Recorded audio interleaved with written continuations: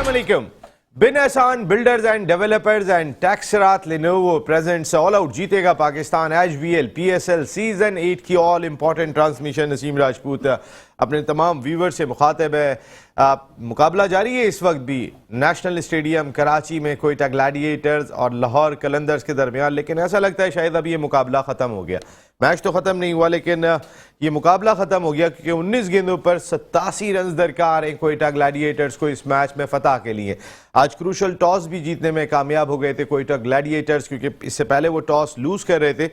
उसके बाद पहले लाहौर कलंदर्स को खिलाया उन्होंने, और लाहौर कलंदर्स के बैट्समैनों की आज एक ख़ास बात ये थी कि किसी एक बैट्समैन ने भी निफ सेंचुरी स्कोर नहीं की। इसके बावजूद टीम 198 फॉर 6 करने में कामयाब हुई। एक कंबाइंड टीम वर्क दिखाई दिया। हम इस बैटिंग के हवाले से बहुत ज़्यादा डिस्कशन कर रहे थे कि फ़खर जमान रन्स करेंगे तो ये बैटिंग चलेगी, लेकिन वही बैटिंग जिसको हम डिस्कस कर रहे थे आज उसी बैटिंग ने अच्छा परफॉर्म किया और 198 फॉर 6 रन स्कोर किया। आज कई सारी चीज़ों को हमने देखा कि मुख्तलिफ होती हुई दिखाई दी। अगर कोयटा ग्लैडिएटर्स का ओपनिंग पेयर देख लें तो फिर मार्टिन गप्टिल और जैसन रॉय अब तक ओपन कर रहे थे, आज बंगल जई से ओपन कराई गई। बंगल जई पहले 3 नंबर पे बैटिंग कर रहे थे, एक मैच में उनकी बैटिंग नहीं आई थी और आज जब उन्हें ओपन कराई गई, और क्योंकि वो तेज़ खेलने में खासे मकबूलियत रखते हैं, लेकिन वो भी आज नहीं परफॉर्म कर सके एक मरतबा। फिर इस वक्त ओडीन स्मिथ भी आउट हो गए, तो अब शिकस्त यकीनी दिखाई दे रही है कोयटा ग्लैडिएटर्स की। इंपॉर्टेंट चीज़ ये कि एक बड़ा मार्जिन भी दिखाई दे रहा है इस मैच में। ऑलरेडी कोयटा ग्लैडिएटर्स की टीम अपने पहले मैच में सिर्फ 110 रन बनाकर आउट हो गई थी, तो रन रेट की सूरत में भी जो है वो कोयटा ग्लैडिएटर्स को इन 2 मैचेस में बड़े धचके लगेंगे। और अभी मैचेस तो खैर बहुत बाकी हैं, लेकिन 4 में से 3 मैचों में शिकस्त के बाद किसी भी टीम के लिए कम बैक करना खासा दुश्वार हो जाता है। आज अगर लाहौर कलंदर्स की टीम जिसकी कामयाबी यकीनी दिखाई दे रही है तो वो इवेंट में अपनी दूसरी कामयाबी हासिल करेगी। एक चीज़ ये भी बड़ी इंपॉर्टेंट थी कि राशिद खान आज वापस आ गए। राशिद खान नाम इतना बड़ा है कि जब वो लाइनअप में आ जाते हैं तो वो इतने इम्पैक्ट प्लेयर हैं, वो परफॉर्म ना भी करें तो भी सारी रात यही सोचते में सामने वाली टीम गुजार देती है कि शहनशाह अफरीदी हारिस रऊफ के बाद अब राशिद खान को भी फेस करना है। दूसरी जानिब हसरंगा नहीं थे, ना वो अब तक पहुंचे हैं, जिससे कोयटा ग्लैडिएटर्स की सबसे बड़ी पिक थी, सबसे पहली पिक थी। हसरंगा नहीं पहुंचे, ये भी एक कोयटा ग्लैडिएटर के साथ प्रॉब्लम दिखाई दी। फिर बैटिंग ऑर्डर में अगर हम देख लेते हैं तो फिर शफल करते हुए दिखाई दिए कोयटा ग्लैडिएटर्स, सेटल्ड दिखाई नहीं दे रहे। और इस मुकाबले को जो सब बात कर रहे थे कि फास्ट बॉलर्स का मुकाबला होगा ये, क्योंकि एक जानिब से हारिस रऊफ खेल रहे थे, शहनशाह अफरीदी खेल रहे थे, तो दूसरी जानिब से नसीम शाह और हसनैन खेल रहे थे। रिसेंट पास में यही 4 बॉलर पाकिस्तान टीम का हिस्सा होते थे, तो ये चारों के चारों एक मैच में मद्दे मुकाबले थे। हसनैन ने अच्छी गेंदें की, थोड़े से एक्सपेंसिव रहे नसीम शाह, लेकिन हारिस रऊफ तो खासे एक्सपेंसिव रहे कि जिन्होंने अपने 2 ओवर्स में काफ़ी रन दिए। तकरीबन 16.50 की औसत से 33 रन दिए हारिस रऊफ ने। फास्ट बॉलर्स का मुकाबला तो हुआ या नहीं हुआ, लेकिन लाहौर कलंदर्स की बैटिंग के बारे में जो बात की जा रही थी कि ये बैटिंग जो है वो इतनी मजबूत नहीं है, लेकिन आज उन्होंने बगैर किसी निफ सेंचुरी के सब ने कहीं ना कहीं चिप इन करके रन स्कोर किए अपनी टीम के लिए और 198 रन तक स्कोर को पहुंचाया। कई और भी चीज़ें देखने को मिली इस पिच के ऊपर, जहां फास्ट बॉलर्स बहुत ज़्यादा और आगे की तरफ गेंद करके इफेक्टिव हो सकते थे, वहां पे हफीज से आज आगाज़ कराया था सरफराज अहमद। कई सारी चीज़ें नई करते हुए दिखाई दिए कप्तान, क्योंकि जब टीम सेटल नहीं हो रही होती तो बहुत सारे तजुर्बे होते हैं। नवाज़ को कभी ऊपर लेके आते हैं, कभी नीचे लेके आते हैं। ये तमाम की तमाम चीज़ें इस वक्त कोयटा ग्लैडिएटर्स के लिए मसला बनी हुई हैं। अभी स्क्रीन पर आए थे 1992 वर्ल्ड कप के हीरो मोइन खान जो हेड कोच हैं कोयटा ग्लैडिएटर्स के, एक चेहरे पे ज़ाहिर है बहुत ज़्यादा एक अफसोस और टेंस ज़रूर दिखाई दिया, क्योंकि इतने बड़े मार्जिन से हारना जो है वो खासा एक मज़ीद दुश्वारियाँ पैदा करेगा कोयटा ग्लैडिएटर्स के लिए। खैर बात करेंगे इन तमाम इश्यूज़ पे, क्योंकि डेविड वीज़ा 4 ओवर में 23 रन देकर 3 आउट कर रहे हैं, तो फिर कोयटा ग्लैडिएटर्स की टीम मिडिल में भी शायद बहुत अच्छा नहीं खेली। मेरे साथ गुफ्तगू के लिए मौजूद हैं पाकिस्तान के फॉर्मर फर्स्ट क्लास क्रिकेटर, अपने वक्त के एक क्रिकेट एडमिनिस्ट्रेटर, एक बड़े डिपार्टमेंट के स्पोर्ट्स हेड, कई खिलाड़ियों की क़यादत भी की है उन्होंने, बड़ी आई उनकी मानी जाती है क्रिकेट में। शुएब हबीब भाई, thank you very much Shoaib भाई, बहुत बहुत शुक्रिया। उनके साथ एक बड़ी फैमिली के चश्मो चिराग और एक बड़े प्लेयर खुद भी, क्योंकि 2-3 साइड मैचेस पाकिस्तान की जानिब से खेलना, इतना उस दौर में वही साइड मैच खेलता था कि जिसका नाम आ रहा होता था पाकिस्तान क्रिकेट टीम में, और जो नहीं खेल सके वो फिर अनफॉर्चुनेट ही हो जाता था कि पाकिस्तान को रिप्रेजेंट नहीं कर सके। ज़हीर अब्बास भाई के लिए हम हमेशा दुआ करते हैं, लेकिन ये अपनी एक अलहदा पहचान रखते हैं सगीर अब्बास भाई। Thank you very much Sagheer भाई, बहुत बहुत शुक्रिया आपका। उनके साथ हमारे साथ हमारी senior sports journalist, cricket analyst, commentator, तमाम ही काम रिपोर्टर बहुत ज़बरदस्त के हैं और बड़ी एक्सपीरियंस और मंजी हुई हमारी साथी हैं नादरा मुश्ताक साहिबा। Thank you very much NADRA, बहुत बहुत शुक्रिया। उनके बराबर में तशरीफ़ रखते हैं हमारे साद आसिफ, हमारे यंग एनालिस्ट हैं, ख़ुद भी जो है वो स्पोर्ट्स से बड़ी वाबस्तगी आई।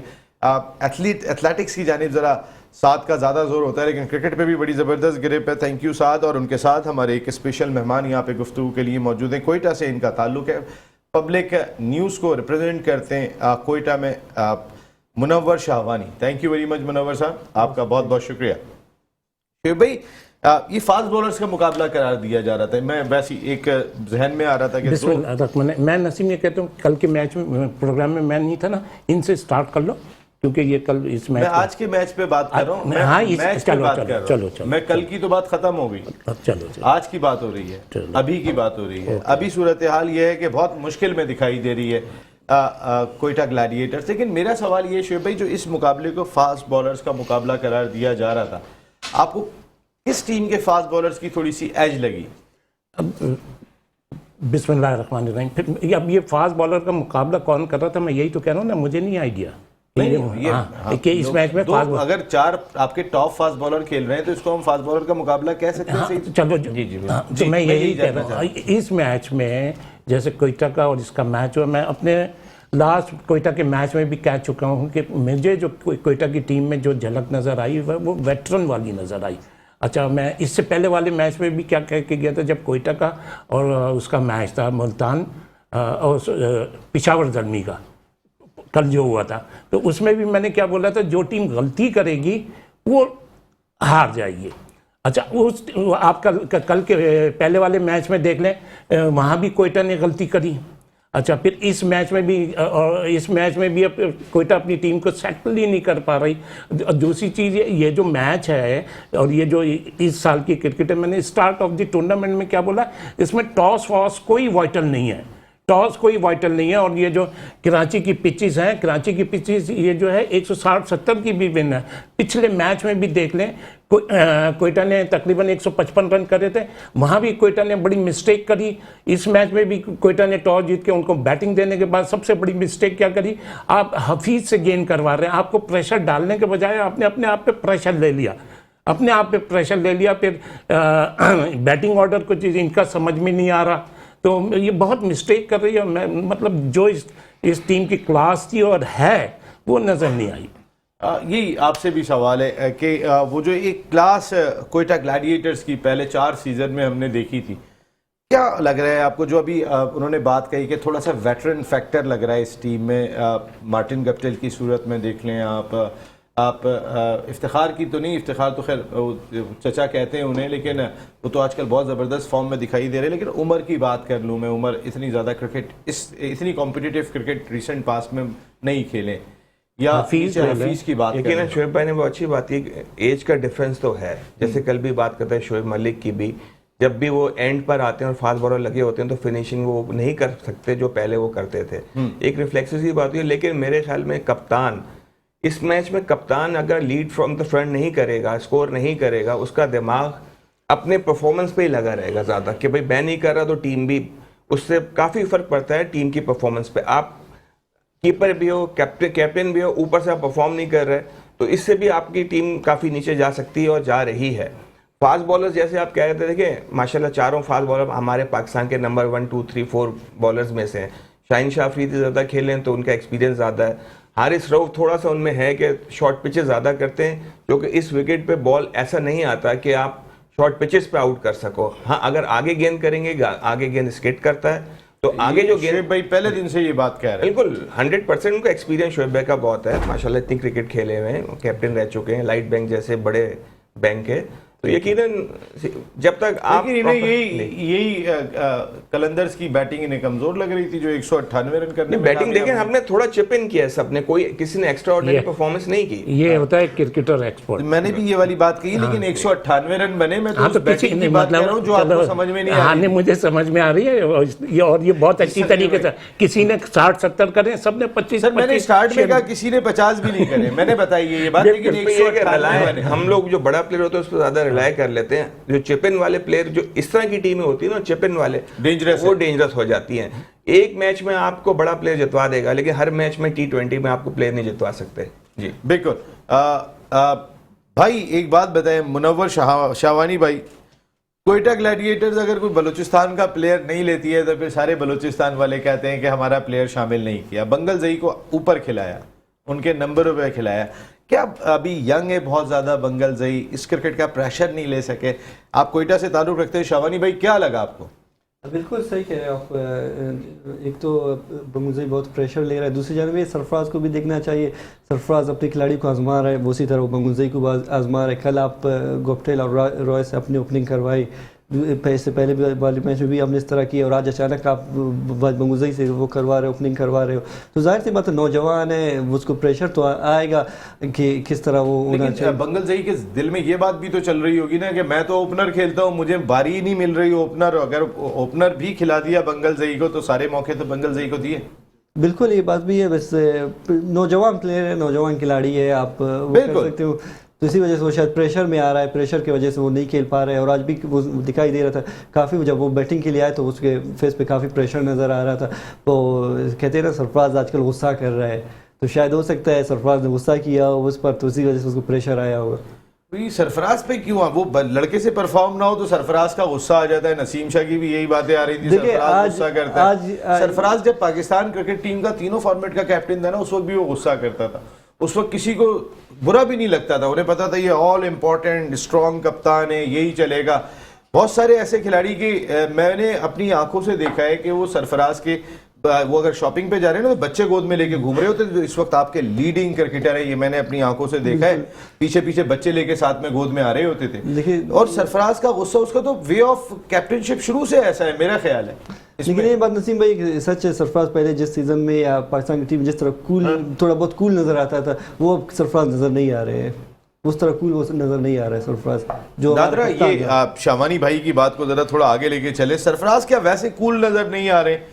वैसे लड़के परफॉर्म नहीं करेंगे तो कौन सा कप्तान कूल होगा? कि इस दफा सरफराज का जो टेम्परामेंट है वो टोटली चेंज्ड है, क्योंकि लास्ट ईयर हमने देखा कि काफी एग्रेसिव नजर आ रहे थे, और जिस तरह से वो बॉलर्स को बहुत ज्यादा बकौल लोगों के कि बहुत ज्यादा प्रेशराइज कर रहे थे। लेकिन बीइंग अ कैप्टन आपके ऊपर जब प्रेशर आ रहा होता है तो आप लड़कों को बताते हैं। और सरफराज की पॉजिटिविटी मैंने जो देखी है अब तक इंटरनेशनल जब क्रिकेट खेलते हैं उसमें भी, वो अगर एज अ क्रिकेटर खेल रहे हैं, कैप्टन नहीं है, तब भी वो बाबर आजम को भी टिप्स दे रहे होते हैं। वो अपनी कैपेसिटी में रोल अदा करने की सलाहियत रखते हैं और वो करते हैं। तो मेरे ख्याल से प्रेशर लेना नहीं चाहिए। आपको इतना बड़ा प्लेटफॉर्म मिल गया पाकिस्तान सुपर लीग का, तो बंगल जई को जैसा कि आपने खुद भी कहा कि उनको डिफरेंट वेरिएशंस में ट्राई किया गया है, लेकिन अगर प्लेयर ही कुछ ना करे तो नेचुरली गुस्सा तो बनता है। थोड़ा बहुत तो आप एग्रेशन दिखाएंगे ना अगर आप कैप्टन है, क्योंकि आपको पूरी टीम को जेल भी करना है, लेके भी चलना है, आपको ऊपर भी लेके जाना है। और इस वक्त 3 मैचेस कोयटा ग्लैडिएटर जो है वो हार रही है, सिर्फ 1 जीती है।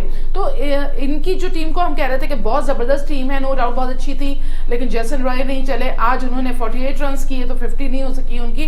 तो ये तमाम चीजें जो है ना, ये कप्तान के ऊपर बहुत ज्यादा भारी जिम्मेदारी आयद करती हैं, क्योंकि जो पूछगछ होती है फ्रेंचाइज ओनर्स की तरफ से भी होगी, कोचेस की तरफ से भी होगी, तो एक प्रेशर तो उनके ऊपर भी होता है। तो उस प्रेशर को रिलीज करने के लिए हर प्लेयर को खेलना चाहिए। और आज हमने देखा कि आज फिर उन्होंने जो फैसला किया उसके बरक्स जो होप्स थी, जो एक्सपेक्टेशंस थी, वो नहीं हुई। तो फिर सरफराज अगर सरजनिश करेंगे तो मेरे ख्याल से वो गलत नहीं होगा। वक्त की बात होती है मेरे ख्याल में, गुस्सा नजर आ रहा होता है, कभी नजर नहीं आ रहा। देखिए, गुस्सा करना यंगस्टर पे, ये बात थोड़ी सी सही कह रहे हैं। मैं एक मैच खेला था, मेरा पहला मैच था, मोहसिन हसन खान हमारे कैप्टन थे और जहीर भाई सामने बैटिंग कर रहे थे। वो शॉट मारते थे, उनके एंगल का थोड़ा मुश्किल हो जाता था। मैं कुछ अच्छा फील्डर समझा जाता था अपने ज़माने में ना, तो उन्हें शॉट मारा, एक मेरे राइट से निकल गया, मैं भागा, मेरे साइड से निकल गया, दूसरी बार मैंने पकड़ने की कोशिश की, नहीं समझ में आया। मोहसिन भाई सिर्फ उन्होंने कहा, बेटा तुम जैसा फील्डर ये रन कैसे होने दे रहा है, आप यकीन माने मैंने 1 रन वहां से फिर होने नहीं दिया, ऐसा लगा इसमें कोई स्प्रिंग आ गया हो। जब तक आप यंगस्टर की खासतौर पे हौसला अफजाई नहीं करेंगे उसको आप, वो दब जाता है। प्लेयर बहुत कम होते हैं जो इस किस्म के प्रेशर से निकलते हैं, लेकिन जो भी 19-20 तरह सा होता है ना जो वो फिर वो दब जाता है, फिर वो डरता है खेलते हुए। अच्छा, आपने सरफराज को खुद भी कैसा पाया? उनकी डांट के पीछे क्या चीज होता है? क्योंकि आपसे ज्यादा तो सरफराज के साथ कोई नहीं रहा, आपने कैसा पाया? और सिर्फ एक सरफराज ही है वहां पे, नाम आता है सरफराज डांट रहे, भाई मोइन भाई भी बैठे हुए हैं वहाँ पे, वो जरा आजम माइक खान के भी पास बैठे होते हैं हैं, इसमें थोड़ा सा मैं ऐड कर दूं, नहीं थोड़ा सा मैं ऐड कर दूं। बिल्कुल। ये देखें, जो एक दूसरे के फैन होते हैं और एक दूसरे को पसंद करने वाले होते हैं ना, ये बाहर के लोग कह रहे हैं, कोई प्लेयर नहीं कहता। और ये एक लीडर जो होता है और एक जो कप्तान होता है वो करता ही है ग्राउंड में। सरफराज जो कुछ करता है वो सही है, ग्राउंड के बाहर तो किसी को कुछ नहीं कहता ना। तो ये कौन लोग हैं जो नॉन क्रिकेटर हैं, या मिसाल के तौर पर कोई मेरा भांजा भतीजा वो परफॉर्म ना करे तो यार सरफराज ने कह दिया था, ये सब गलत है, ऐसा होता ही नहीं है। नहीं, जैसे वो एक उन्होंने बात की कि एक यंगस्टर को जरा थोड़ा मोटिवेट करना, नहीं तो यही ऐसे ही होता है। नेचुरल खेलने वाला, वो बलस्तान खेल के आया, मतलब वो सड़कों पे खेल के आया, वो किसी ग्राउंड में खेल के नहीं आया है, वो बहुत टैलेंटेड है। देखो यार एक मिनट, अच्छा है तो लिया है ना टीम में, अच्छा है तो लिया। सिंध से अभी जो बंगल जई ने परफॉर्म किया वो भी आपके सामने बलूचिस्तान में, तो वो बंगल जई की परफॉर्मेंस हमने देखी थी यासिर शाह की कप्तानी में, वो बहुत अच्छा खेले। और नहीं, आपका विंग बहुत अच्छा है, और सरफराज खुद चाहेगा कि वो रन्स करे, कोई ऐसी बात नहीं। ये मेन फर्स्ट क्लास में बहुत अच्छे स्कोर किए, नहीं है ही अच्छा, और जिसमें T20 और वनडे में तो बहुत अच्छा प्लेयर है। टीम में यंग है ही कितने, तो कोई ना कोई मसला तो आ जाता है कि क्यों वो फर्स्ट क्लास में खेल पाते हैं कि वो चले, कोई बात नहीं, जज्बाती नहीं, ऐसा नहीं। यार बताओ यार, जरा सरफराज के बारे में बात हो रही है कि सरफराज डांटता बहुत है। कोई कभी एक जमाने में जब वो तीनों फॉर्मेट का कैप्टन था, लोग कहते थे सरफराज धोखा नहीं देगा, अब लोग कह रहे हैं सरफराज डांटता बहुत है। ये क्या वजह है? एक बार सादमी रुक जाए जरा, बता दें कि इस मैच में लाहौर कलंदर्स ने आज दमादम मस्त कलंदर किया कोयटा ग्लैडिएटर्स के खिलाफ। नादरा, जिस तरीके से हाथ ऐसे ऐसे कर रही हो, कल तो कोयटा ली थी तुमने, अभी आता हूं मैं तुम्हारे पास। आज के इस मैच में 63 रन से फतह हासिल की। इस मैच में लाहौर कलंदर्स ने, आज लाहौर कलंदर्स की बैटिंग ने सबसे पहले टॉस हारने के बाद अच्छा परफॉर्म किया और अपनी फॉर्मिडेबल बॉलिंग लाइनअप को एक बहुत ही अच्छा टारगेट दिया था, 198 रन। सब बात कर रहे थे कि फखर जमान रन नहीं करेंगे तो इस टीम में कोई ऐसी होप दिखाई नहीं दे रही, लेकिन आज शाय होप ज़बरदस्त खेले। शाय होप की परफॉर्मेंस खासी बेहतर रही अपनी टीम के लिए, जिन्होंने 47-32 बॉल्स पर स्कोर किए, जबकि सभी ने 3 बैट्समैन ऐसे थे कि जिन्होंने 200 प्लस के स्ट्राइक रेट से बैटिंग की, उसमें हुसैन तलत भी शामिल थे, जिनको हम कोई रेट नहीं कर रहे थे। आज हुसैन तलत ने बड़े क्रूशल 26 रन 13 गेंदों पे स्कोर किए, 32 रन 16 गेंदों पर सिकंदर रजा ने स्कोर किए। इसी तरीके से टॉप ऑर्डर पर मिर्जा बेग की बात, ताहिर बेग की हम बहुत बात कर रहे थे कि ताहिर बेग की जगह अब्दुल्ला शफीक को भी शामिल किया जा सकता है कि अगर इस बैटिंग में कोई आपको डेप्थ दिखाई नहीं दे रही है। लेकिन आज मिर्जा ताहिर बेग ने भी 15 गेंदों पे 31 रन 206 के स्ट्राइक रेट से स्कोर किए। तो ये 3 वो बैट्समैन थे कि जिन्होंने 198 रन तक टाइटल को पहुंचाया। दूसरी जानिब कोयटा ग्लैडिएटर्स की बड़ी मजबूत बैटिंग लाइनअप है, लेकिन वो सेटल्ड नहीं हो रहे उनके कि हमने किसको किस नंबर पे भेजना है। सरफराज पिछले मैच में 3 नंबर पे बैटिंग करने के लिए आए थे, आज 8 नंबर पे बैटिंग करने के लिए आए थे। नवाज पिछले मैच में 4 नंबर पे बैटिंग करने के लिए आए थे, आज नवाज काफी नीचे बैटिंग करने के लिए आए 6 नंबर पर। बंगल जई अब तक ओपन नहीं कर रहे थे, जो जेन्युइन ओपनर है आज बंगल जई ने ओपन की। तो अभी तक जब टीम हार रही होती है तो उसके कॉम्बिनेशन को सेटल करना भी इतना आसान काम नहीं होता। और कोयटा ग्लैडिएटर्स ये मुसलसल तीसरा सीजन है कि जो इन मरहलों से गुजर रही है। इस वक्त बहुत सारी उम्मीदें हैं, बॉलिंग बुरी नहीं है, लेकिन हसरंगा का ना होना भी, क्योंकि पहली पिक थी ये कोयटा ग्लैडिएटर्स की, हसरंगा का ना आना भी जो है वो कोयटा ग्लैडिएटर्स के लिए एक बड़ा नुकसान है। क्योंकि रात को पता चलता है राशिद खान पहुंच गए, वरना तकरीबन बॉलिंग जो है वो बराबर ही लग रही थी। राशिद खान के आने के बाद एक बॉलिंग डिपार्टमेंट में बड़ा एज मिल गया था लाहौर कलंदर्स को, और वो हसरंगा भी अगर यहाँ पर होते तो शायद हो सकता है कि ये एज जो मिला था ये बराबर हो जाता। अच्छा नसीम, ये मैच अपसेट हुआ या फेवरेट हुआ? ये अपसेट तो नहीं है शुएब भाई, ये क्या कोयटा भी अपसेट होगी? अच्छा, आपके ख्याल में? मतलब अगर ये अभी जो रिजल्ट आया है लाहौर कलंदर जीती है, ये अपसेट हुआ है या फेवरेट हुई है? नहीं, ये तो बराबर का मैच था। वैसे हम लोगों ने एक मिनट कल चारों ने बोला था कि कोयटा जीतेगी हाँ, तो इसको अपसेट कहते हैं।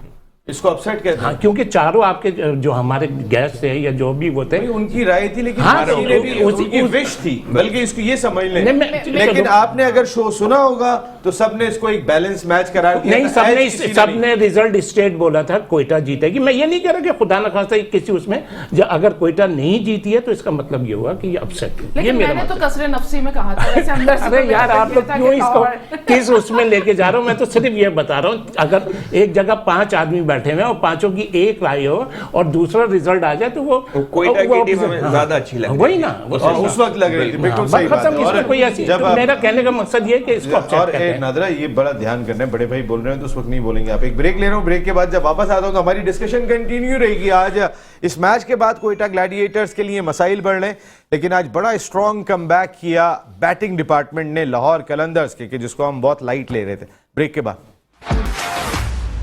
Lenovo and Bin Ehsan Builders and Developers presents all out जीतेगा पाकिस्तान HBL PSL सीजन 8 की ऑल इंपॉर्टेंट ट्रांसमिशन।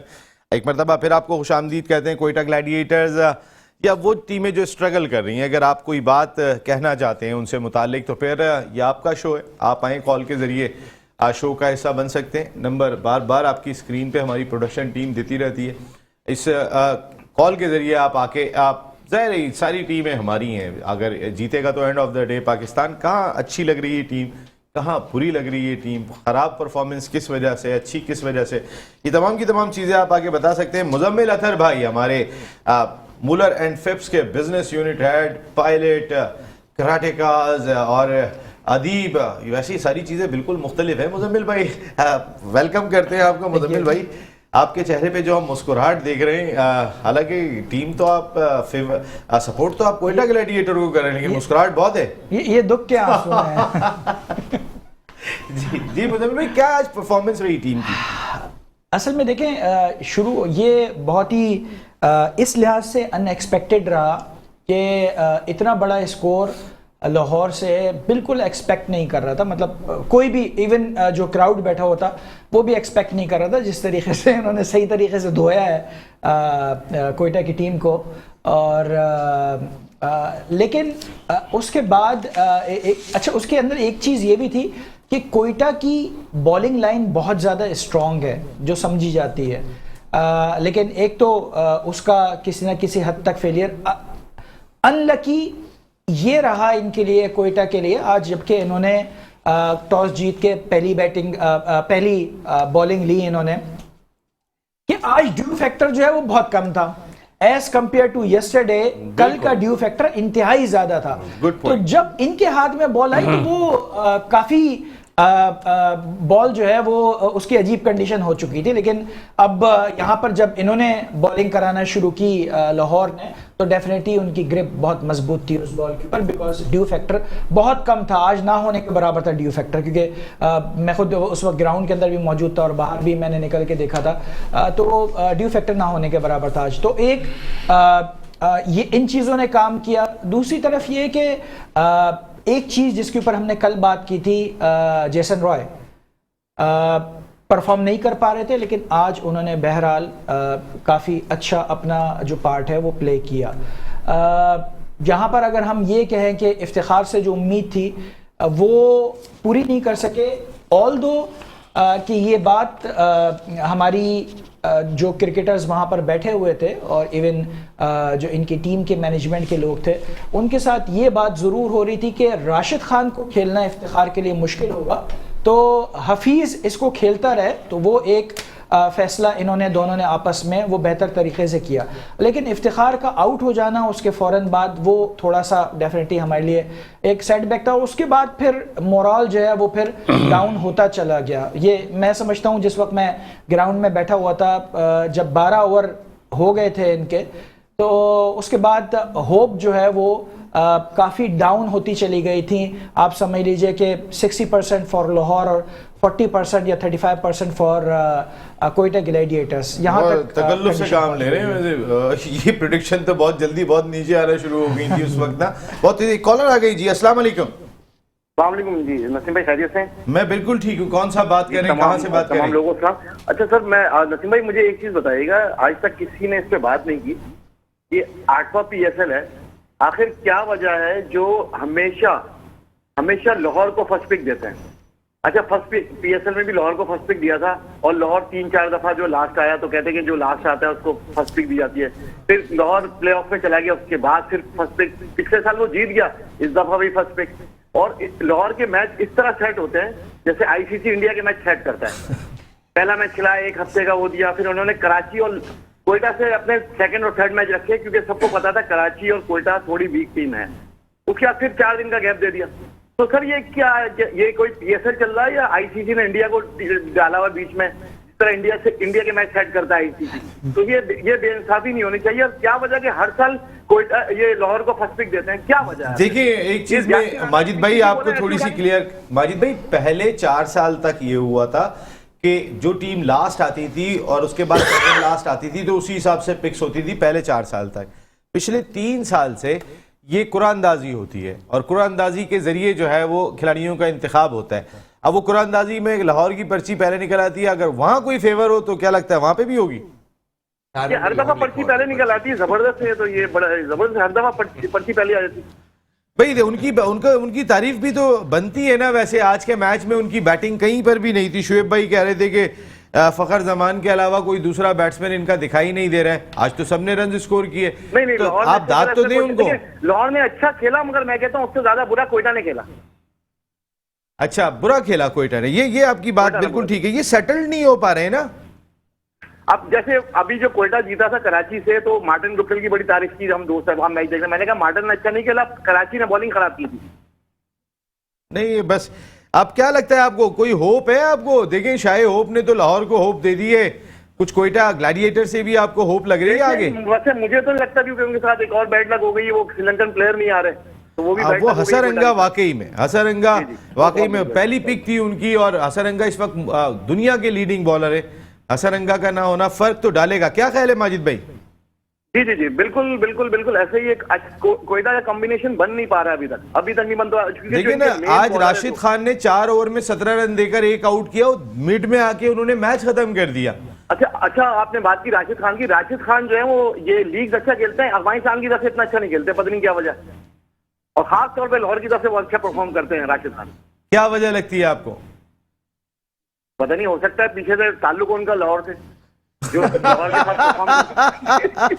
माजिद भाई थैंक यू वेरी मच, बहुत जबरदस्त गुफ्तगू आपकी रही और कई पॉइंट उन्होंने उठाए कि ये जो थोड़ा सा बताइएगा।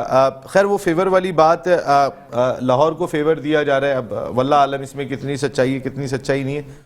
लोग ये बात कर रहे हैं, पहले भी कर रहे थे। जब लाहौर शुरू में बहुत स्ट्रगल कर रहे थे, जब मैं बहुत सुनता था जब पीएसएल शुरू होने वाली होती थी, इस दफ़ा लाहौर को जिताना है, इस दफ़ा लाहौर को जिताना है। लेकिन लाहौर की अपनी टीम भी तो आप देखें ना, शाहीन शाह अफरीदी जो बॉलिंग कर रहे हैं, पहला ओवर ज़रा उनका देखें तो सही कि 6 में से उन्होंने जो है वो 4 गेंदें विकेट टेकिंग ले ली, विकेट टेकिंग बॉल कर दिए थे पहले ही ओवर में। तो ये भी तो एक क्रेडिट है ना। दरमियान में राशिद खान ने जो फ़र्क डाला, ये 2 चीज़ें बताइएगा, एक हसरंगा का ना आना, राशिद खान का आना, कल रात में और आज दिन में क्या फ़र्क था? देखिए वो जो नहीं आया उसको तो हम काउंट करें ना, वो तो एक अलग चैप्टर हो गया।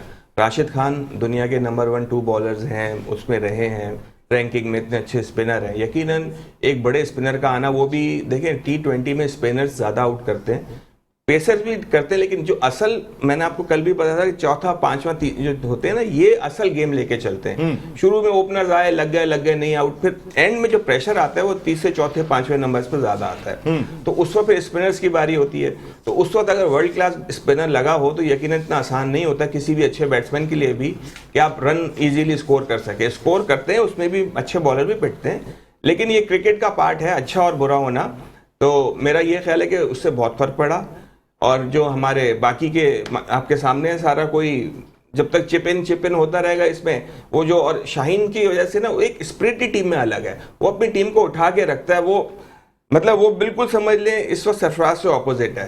कोई या कैच भी छोड़ देता है या कोई ऊपर नीचे हो भी जाता है तो प्यार मोहब्बत से ही, एक तरीका होता है, किसी का गालियाँ देने का होता है, किसी का प्यार मोहब्बत का होता है। तो मेरे ख्याल में आपके टीवी पे भी मैच आ रहा होता है, इंटरनेशनली भी आ रहा होता है, तो मेरे ख्याल में एक तरीका ये है कि अगर आप तरीके से प्यार मोहब्बत से बात किए जाए, और ऐसी टेलीविजन पे भी थोड़ा सा बुरा लगता है कि जो भी आप, मतलब यकीनन मेरा तो बच्चों की तरह सरफराज, ऐसी बात नहीं है, को बताया क्यों नहीं? बिल्कुल नहीं, वो बस एग्रेशन है उसका। आपको वो पता नहीं था वो बच्चा कप्तान बन जाएगा पाकिस्तान नहीं का, बिल्कुल जहन में पता नहीं था माशाल्लाह, जैसे वो मेहनत करता था, वो बहुत बड़ा प्लेयर अभी भी है, हर चीज़ है, लेकिन थोड़ा सा एग्रेशन को अपने काबू में करना चाहिए, क्योंकि ज़रा आप इंटरनेशनल खिलाड़ियों के साथ भी खेल रहे हो और आपकी टीम जो भी, आप एक माहौल बनाए इंटरनेशनल वाला, मतलब एक वो वाला ना बनाए क्लब वाला, एक क्लब वाला माहौल लगता है। पहले जब क्रिकेटर्स खेलते थे, यूनुस या यूसुफ वगैरह, जब भी सुना था बहुत एग्रेसिव होते थे ये लोग, तब भी ये भी खिलाड़ियों को बहुत सुनाते थे। नहीं, हमने तब तो कभी भी किसी बड़े ने कुछ प्लेयरों नहीं कहा। ऊपर से नीचे तक देखा है, ये देखें आज तक कोई ऐसा उधर नहीं कपिल हुआ। देव के बारे में बहुत सुना है कि वो भी बहुत ज्यादा